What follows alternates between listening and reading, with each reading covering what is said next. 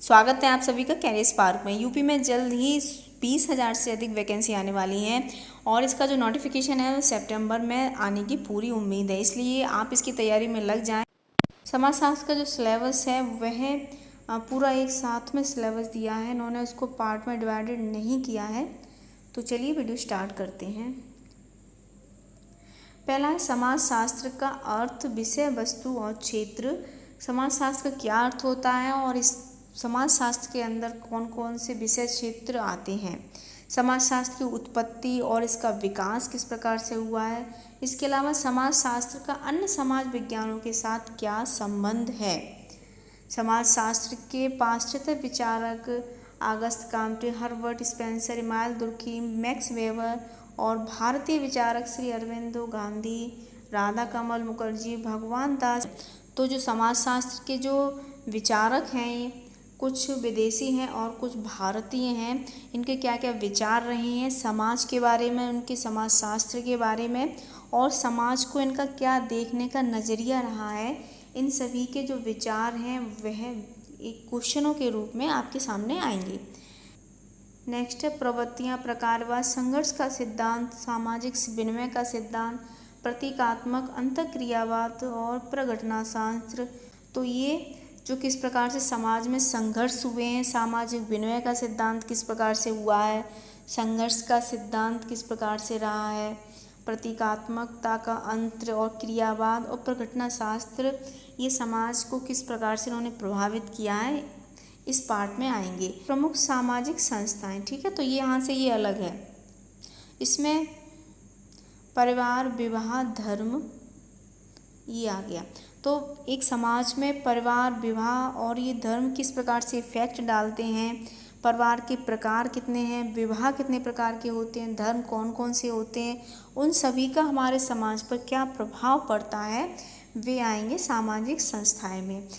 उसके बाद है प्रमुख सामाजिक प्रक्रियाएं, इसमें सहयोग, संघर्ष, ठीक है, ये दो ही है कि सामाजिक प्रक्रियाओं में सहयोग और संघर्ष किस प्रकार से एक समाज को बांध के रखते हैं, उसको किस प्रकार से आगे ले जाते हैं, ये सब है। उसके बाद है प्राथमिक अवधारणाएं, इसमें सामाजिक समूह, समिति, संस्था, समुदाय, सामाजिकरण, स्त्रीकरण, भौगोलिक पर्यावरण एवं मानव समाज। जो प्राथमिक अवधारणा है उसमें सामाजिक समूह जरूरी है, समिति, संस्था, समुदाय, सामाजिक स्त्रीकरण, ये सब जरूरी है क्योंकि इनके बिना एक व्यक्ति समाज का निर्माण नहीं कर सकता। समाज के निर्माण के लिए हमको समुदाय, संस्था, समिति इस प्रकार से इनका निर्माण करना पड़ता है, तभी एक समाज का निर्माण हो पाता है। उसके बाद आ जाता है मानव समाज, ठीक है, मानव समाज में संस्कृति एवं व्यक्तित्व, समाजीकरण, सामाजिक नियंत्रण, सामाजिक परिवर्तन, इसमें हिंदू सामाजिक संगठन, वर्णाश्रम, सामाजिक परिवर्तन, ठीक है, तो ये आ जाएगा यहाँ तक। समाज में संस्कृति और व्यक्तित्व, समाजीकरण, संस्कृति किस प्रकार से समाज को प्रभावित करती है, समाजीकरण किस प्रकार से अपना प्रभाव डालता है, सामाजिक नियंत्रण क्यों जरूरी है और सामाजिक परिवर्तन अब किस प्रकार से समय समय पर होते आ रहे हैं, ये सब आएगा।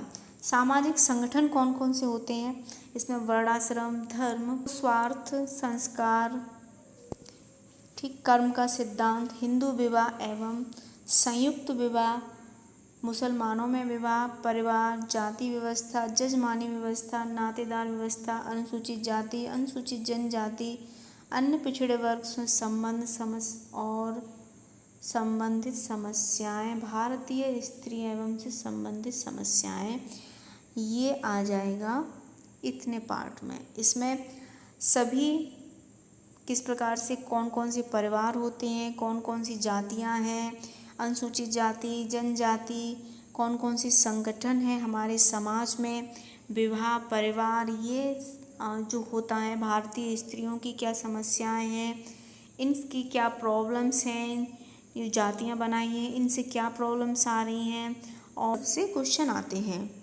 उसके आगे है ग्रामीण परिवर्तन एवं विकास, तो इसमें नाम से स्पष्ट हो रहा है ग्रामीण परिवर्तन एवं विकास में समेकित ग्रामीण विकास कार्यक्रम एवं पंचायती राज, पाश्चात्यकरण, सांस्कृतिकरण, स्थानीयकरण, सार्वभौमिकरण, धर्मनिरपेक्षीकरण, भारतीय समाज का आधुनिकीकरण, संरचना, गतिशीलता, उद्यमिता, औद्योगिकरण एवं विकास, उत्प्रवास, नगरीकरण एवं नगरीकरण की समस्याएं, भारतीय नगरी, ठीक है, इतना आएगा इसमें।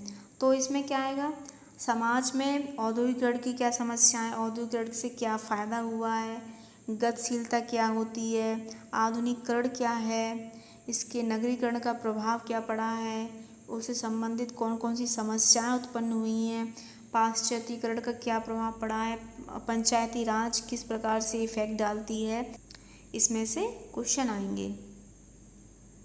नेक्स्ट है नीति भूमि एवं कृषि सुधार, सामाजिक स्थिरीकरण एवं परिवर्तन। तो इसमें नीति भूमि कृषि सुधार किस प्रकार से हुआ, स्थिरीकरण एवं परिवर्तन में क्या क्या है, इसमें जाति वर्ग ग्रामीण शक्ति किस प्रकार से संरचना बन रही है और उसका नेतृत्व किस प्रकार से हो रहा है, सामाजिक विघटन के कारण क्या हैं, उन्हें किस प्रकार से रोक सकते हैं, व्यक्तिगत विघटन क्यों हो रहा है, परिवार का विघटन क्यों हो रहा है, एकल परिवार क्यों हो रही है, अपराध में बाल अपराध क्यों हो रहा है, श्वेतवसन, इन सब के क्या कारण हैं और इनको हम कैसे सॉर्ट आउट कर सकते हैं, वे सब इसके अंतर्गत आएंगे। इसके अलावा सामाजिक समस्याएं हैं, बेकारी, निर्धनता, मद्यपान एवं मादक द्रव्य व्यसन, वेश्यावृत्ति, भिक्षावृत्ति, जनसंख्या की समस्याएं एवं समाज कल्याण के कार्यक्रम सब आएंगे सामाजिक समस्याओं में। ठीक है, तो सामाजिक समस्याएं जो समाज को प्रभावित करती हैं, निर्धनता है, मद्यपान है जो काफ़ी अधिक प्रभावित करती है एक परिवार से लेकर एक समाज को, मादक द्रव्य व्यसन है, वेश्यावृत्ति, भिक्षावृत्ति, जनसंख्या की समस्या जो कि काफ़ी बड़ी समस्या है और समाज कल्याण के कार्यक्रम के द्वारा इन जो प्रॉब्लम्स हैं ये तो कैसे सुधार किया जा सकता है वे आते हैं इसके अंतर्गत। समाजशास्त्र का जो सिलेबस है आपका ग्रेजुएशन और पीजी के से ही कवर हो जाएगा। इसके अलावा आप कुछ जो इम्पोर्टेंट्स बुक्स होती हैं परचेज आप कर सकते हैं। फर्स्ट ऑफ ऑल आप स्टार्ट कर दीजिए अपने ग्रेजुएशन और पीजी की बुक को स्टडी करना। पीजीटी के एग्ज़ाम में नेगेटिव मार्किंग नहीं होती, अब तक जो एग्ज़ाम हुए उनमें नेगेटिव मार्किंग नहीं हुई थी। इसमें इंटरव्यू भी होता है जो कि 50 अंकों का इंटरव्यू होता है, इसलिए आप अपनी तैयारी और जो पकड़ है अपने थ्योरी पर बनाइए, क्योंकि जो रिटन एग्ज़ाम होता है वह काफ़ी अधिक इम्पोर्टेंस निभाता है आपके सिलेक्शन में। पॉइंट टू पॉइंट डिस्कस कीजिए, पॉइंट टू पॉइंट उसको समझते जाइए, एक को अच्छे से स्टडी कीजिए, नोट्स बनाइए और अपनी तैयारी को कंटिन्यू रखिए। वीडियो को लाइक और शेयर कर दें, चैनल को सब्सक्राइब कर दें और बेल आइकन प्रेस कर दें जिससे आपको नोटिफिकेशन मिलती रहे। मिलते हैं नेक्स्ट वीडियो में। Thanks for watching.